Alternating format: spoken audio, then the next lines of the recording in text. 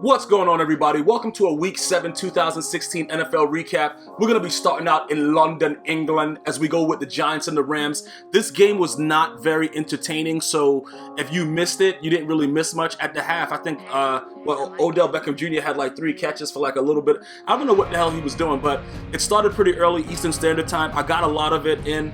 But watching Jeff Fisher coach is like, I don't know how to really describe it.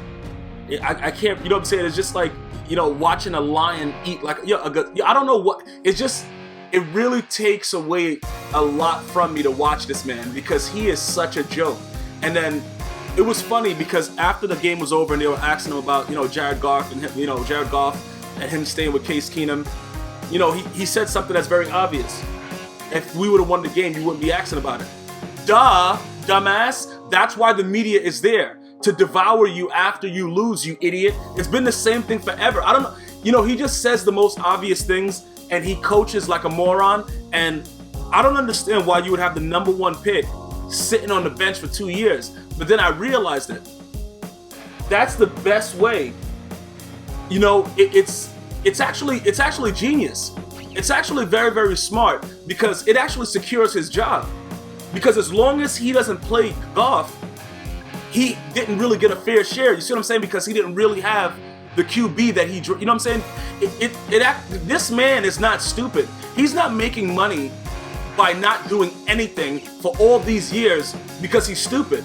You got to give Jeff Fisher credit because as long as Case Keenum stays in there, he always has an excuse.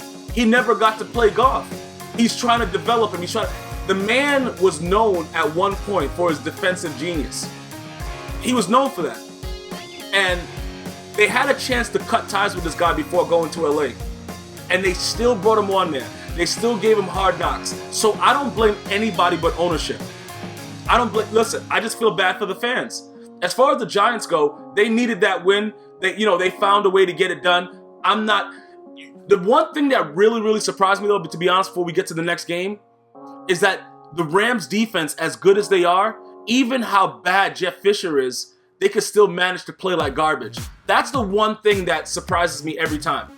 But we're going to get into, I'm going to have to probably do a whole separate thing just on the Rams because the Rams are horrible and it's not because of them. I don't know if they're trying to play to get them fired or what it is, but the talent that's on that defense, it doesn't make any sense.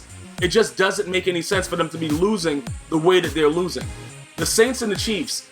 The Saints are not, they're not a contender. We all know that. I've been saying that forever. But Drew Brees is a fighter, okay? And it just doesn't seem logical that as much points as another team may score on him, he could come right back and just score as many points as possible, bro. This dude puts in work on a regular basis. And the Chiefs, I didn't know what to think about them. They showed a lot of resiliency week 1. I just don't know what to expect when it comes down to the nitty-gritty because I'm not really seeing, consistent, steady, like, defensive play towards the end to close out games. It's not even about the way that they're scoring and doing their thing in the early quarters. They're doing a good job of that. But you know what it comes down to? As we all know, closing out games. And this is the problem that the Chiefs have been having. And, I don't know how they're going to really fix that. Looking at the offense, though, I'm liking what I'm seeing. When guys ask me, Gmias, what do you think about the Chiefs? I don't know. I watch them play and I'm like, what the hell? Alex Smith, I don't really know what you're going to ultimately get out of him other than like a consistent, average QB. I can't really say he's above average and stuff like that. I just don't feel it when I watch him play. I'm happy for him that he's doing better than Kaepernick because they threw him to the wolves when he was with San Francisco. I understand the way people, may bring up karma and all the other kind of stuff. Okay, that's fine. But he doesn't excite me as a quarterback. So looking at their their run game now, Jamal Charles, everything is back. I like their chances to be successful, but I don't know ultimately where they can go, if that makes any sense. You know what I'm saying? Like, you're watching it, you're like, they're a decent team. They got this, they got that. But I don't know about them. That's where I am with the Chiefs right now. The Saints, though, I love watching them play. Regardless, Drew Brees, bro, he just throws the ball in the air. He don't care who's open. It don't matter if nobody goes out on a route. That man is throwing the ball. That's what I love about the Saints. Colts and Titans. Let me just say this about the Titans. They suck outright. They should have won this game. I don't know how the hell they managed to lose it. But it is what it is. It's still the Titans at the end of the day. DeMarco Murray, man. Every time I watch this man play for the Titans, I just want to go to Chip Kelly and just say, are you effing serious? This guy has to be probably the biggest joke in the NFL right now, next to Jeff Fisher and Jim Caldwell. And the Ravens, when we get to the Ravens. Those guys are jokes also, but we got to get to them in a second. I don't know what the hell, other than that, okay, other than DeMarco Murray losing a year in the NFL and keeping himself ramped up and ready to go, I don't know what the hell the Titans are doing. The Titans have to be the worst team in the NFL right now just because of stupidity. It's not because of talent. It's because of stupidity on the coaching, with the coaching, and everybody just doing absolutely the wrong thing. What was it, malarkey? That dude is a jerk off. Getting to the Colts though, yo man, when you lose to Andrew Luck, bro, listen, Andrew Luck, I don't know what the hell he's doing most of the time that he's out there. And then when he wins the game, I can't even really go in. I was watching this like, yo, they're about to beat the Colts. I could go really, yo, bro, I can't wait to do my podcast. I'm about to go in. And then this dude wins. I'm like, yo, come on, man. Like, for the love of God, like, just screaming it. Like, this dude pisses me off because his face is so stupid when he throws picks and he does whatever he's doing. He just looks so ridiculous.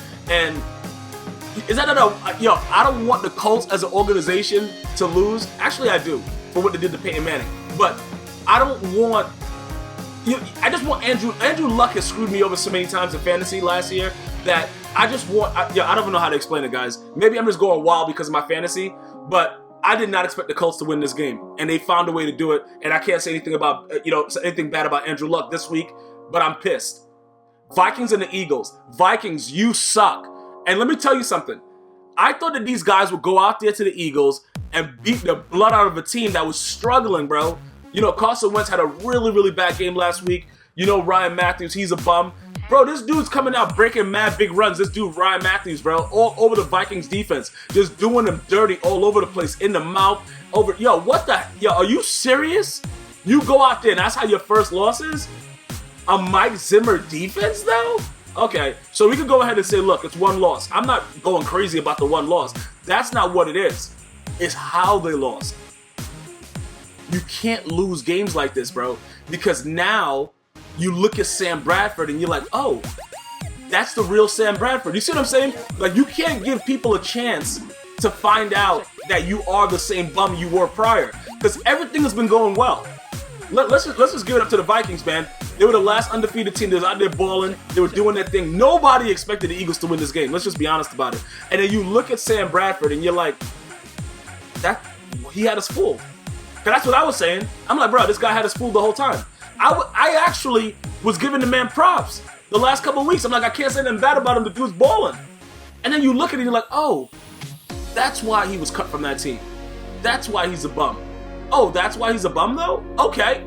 And you start to look at it, and it all makes sense. What the hell is Sam Bradford doing on the Vikings?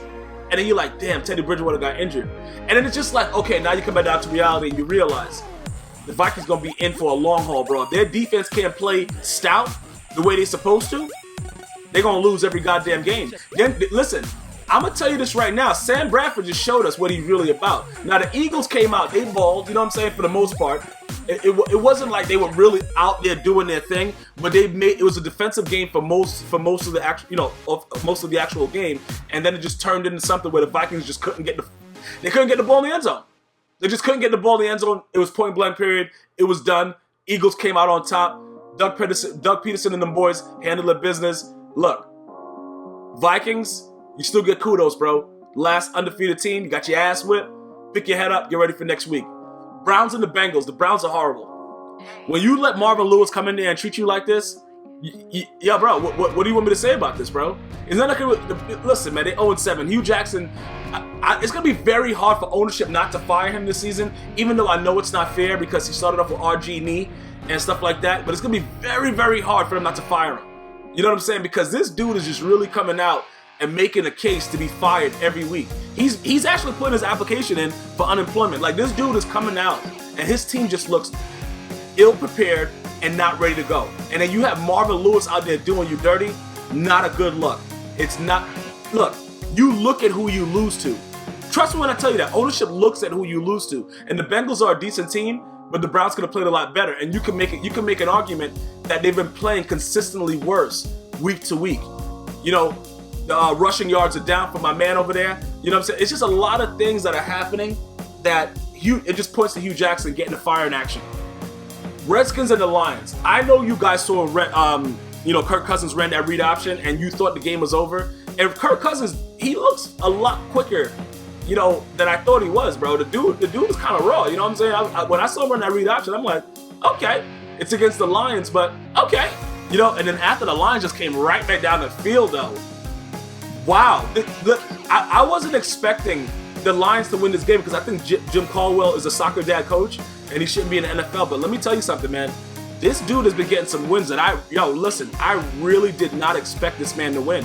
And at some point, I got to give the man some credit, man. You know, you're coming out, Calvin Johnson's gone. Guys, keep that in mind. Anquan Bolden on that touchdown catch, bruh.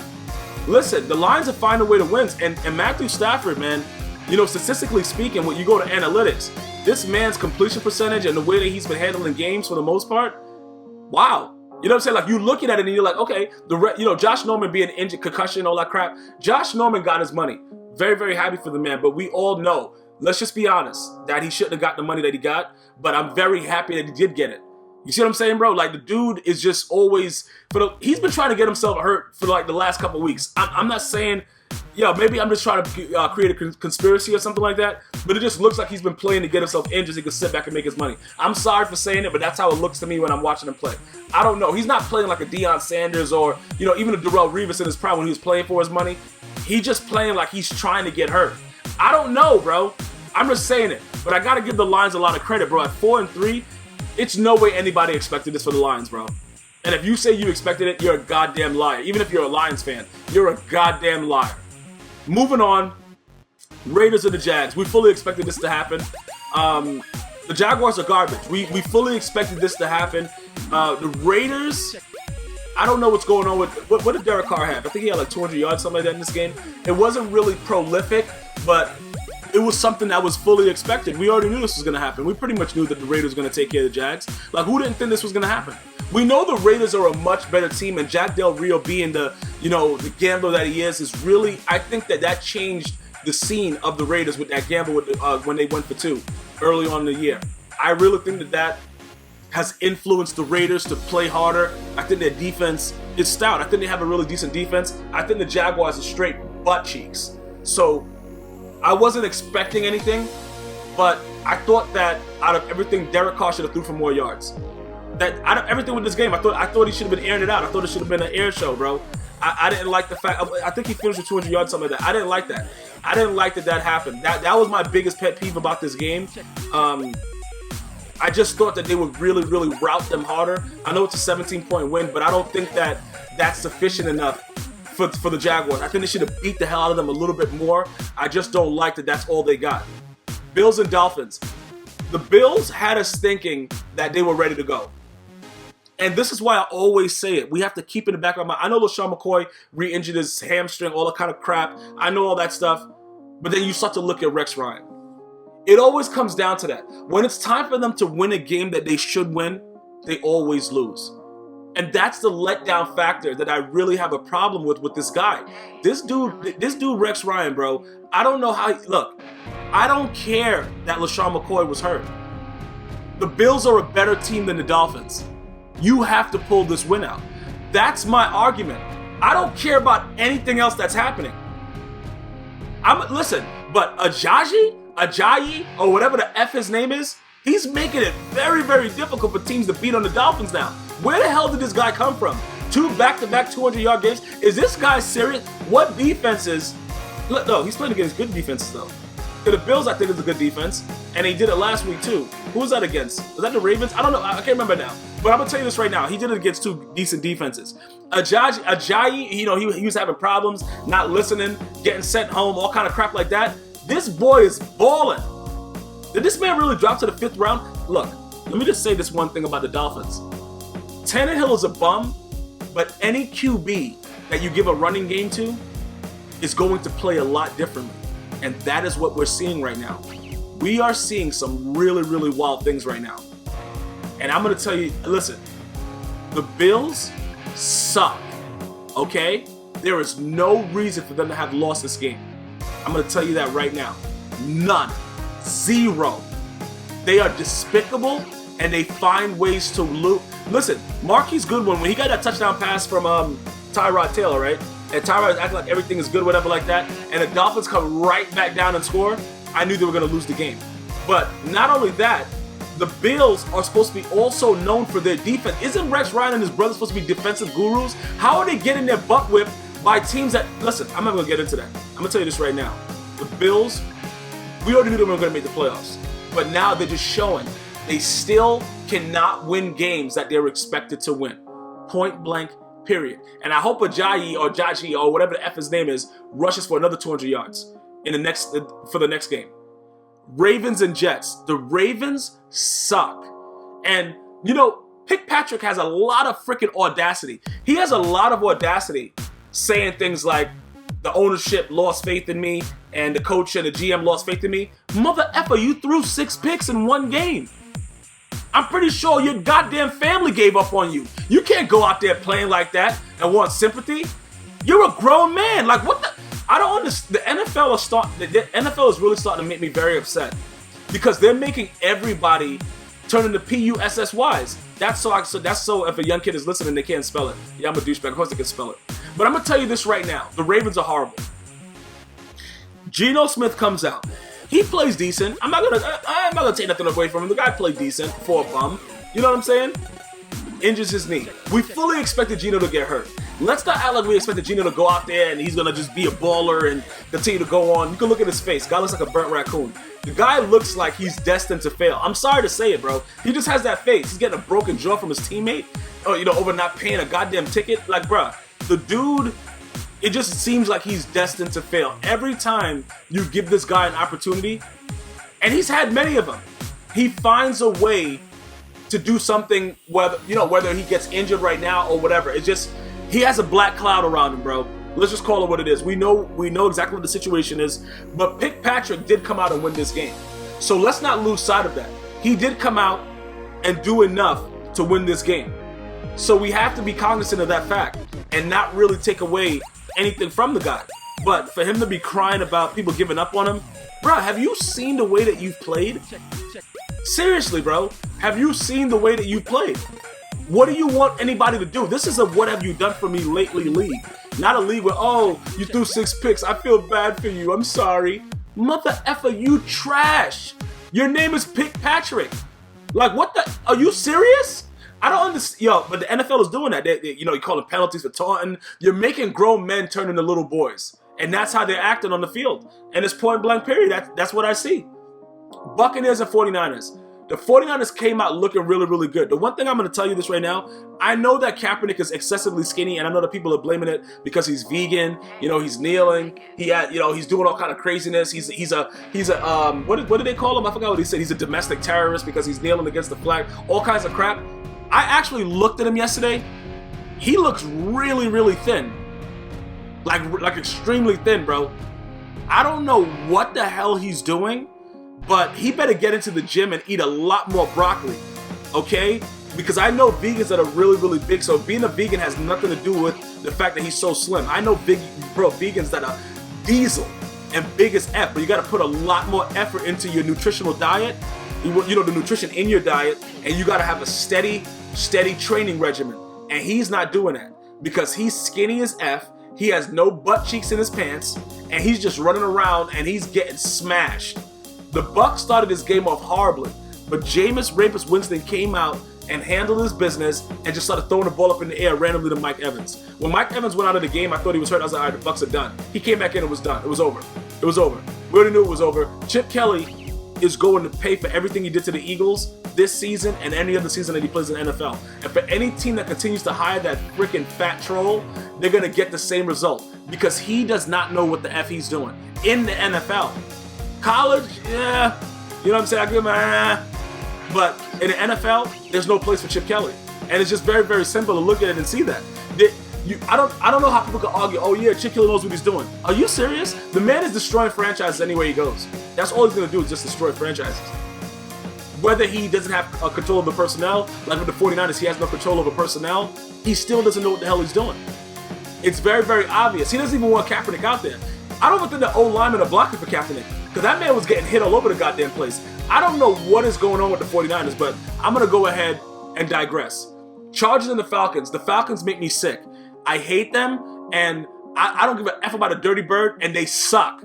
They really allowed the Chargers to come back in this game. Let me say something about Joey Bosa, though, because I made a video a while back when he was holding out and wanted his money, and I was saying he deserves his money because the NFL, they chew you up and they spit you out. And you got to make sure that what you sign is the best deal possible. And I said, I hope Joey Bosa goes out and he goddamn balls and shows all you guys like, yeah, bro, yeah, he shouldn't be doing that. He's a rookie, all that stuff. You guys go back. I already predicted that he would do this stuff. Sacking the hell out of Matt Ryan. This man was playing like an animal on the field. Is he worth the money? Was he worth the holdout? Like, everybody could say whatever you want to say. Oh, he's a rookie, he shouldn't be doing that. Bro, it's not your life. It's his life. So if he wants to make the most money possible and he doesn't like the way deals are written, he has the right to do what he did because he's putting his body on the line every game. He's doing that, not you guys.